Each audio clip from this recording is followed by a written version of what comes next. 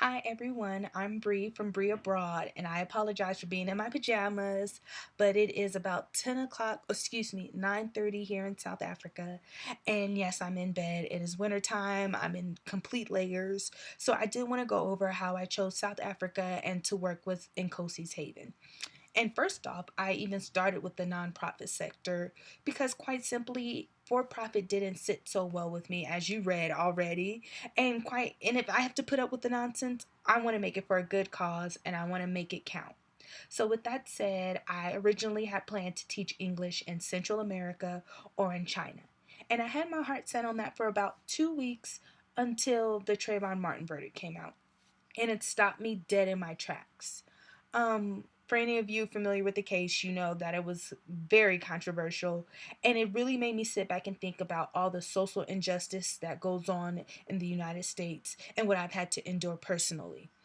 And with that said, I wanted to go somewhere where more people looked like me and where I'm from. If you go back far enough, any black person outside of Africa was taken from Africa and placed elsewhere. So I just wanted to solve the mystery and get some closure from that aspect. So with that said, I narrowed it down first by weather. Anybody who has been to Los Angeles, California knows how wonderful the weather is. I'm an LA girl, born and raised. I have zero tolerance for cold, bad weather. So with that said, that narrowed it down pretty much to a few areas in West Africa, tip of North Africa, and mostly South Africa. And with all the social unrest going on right now in North Africa and West Africa, it wasn't such a hard choice to choose South Africa, especially since it has the closest weather to LA.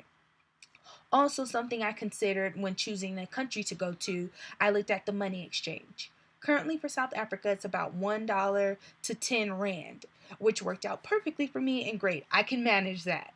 So I chose to come to South Africa. Then, once I chose a destination, which took the bulk of my time, it came time to choose a cause.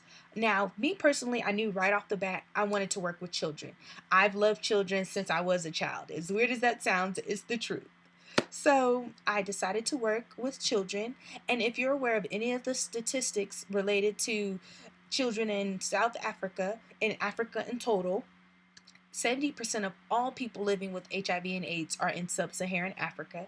88% of all children living with HIV are in sub Saharan Africa.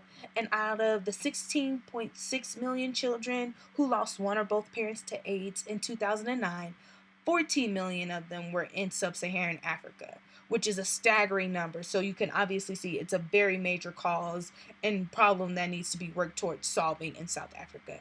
So, with that said, I Googled nonprofit organizations in South Africa. And those are pretty much all the organizations that came up. There were a few that focused on a few other things, but mainly HIV and AIDS. So with that said, you once you do your research, you find that the nonprofits are called non-governmental organizations here in Africa. And so, after doing some Google research, I contacted, say, 50 to 60 organizations. And I will show you here my spreadsheet that I made. Yes, this is how I do everything because I have so many thoughts in my head. This is the only way I could digest it. And it is color coded. So, basically, out of the 50 to 60 organizations I applied to, I got a response from, say, 40. Out of the 40, 30 could provide accommodations.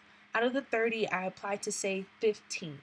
And out of the 15, I strongly considered 10, most of which were really established, had strong histories and great stories. And one of the greatest stories I came across was of Nkosi Johnson with Nkosi's Haven. And I'll talk more about him later.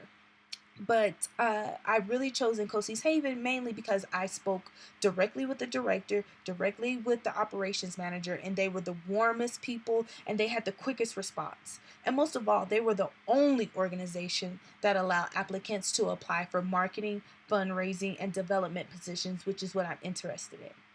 Lastly, I also chose Nkosi's Haven because it was a younger organization that had a great room for development. As you know, we do have a 12-acre farm we're working to develop. So, with that said, that's pretty much how I chose South Africa and chose Nkosi's Haven. I have simplified it because it was that simple. Google makes it very simple for you. So the moral of the story is whatever you want to do, whatever it is that you dream of, research it, see what it takes, and do it. Make it real. And if you can't do that, there's no reason you can't do something similar to it. For example, if you want to be a teacher, but you don't have your degree yet, there's no reason why you can't be a tutor. There's no reason why you can't be at an after school program working with children until you get your degree. So, in the famous words of my friend, Miss Kayla Renee, no is a facade. Eliminate no and can't from your vocabulary and consciousness, and the world would be so much larger for you. And for any of you who need help getting started, who need help with travel tips, or would like me to help you get something like this yourself, please feel free to contact me. It's not something that I care to write about, but it definitely is an option available for anyone who wants to do something similar. Thank you, and I look forward to hearing your feedback.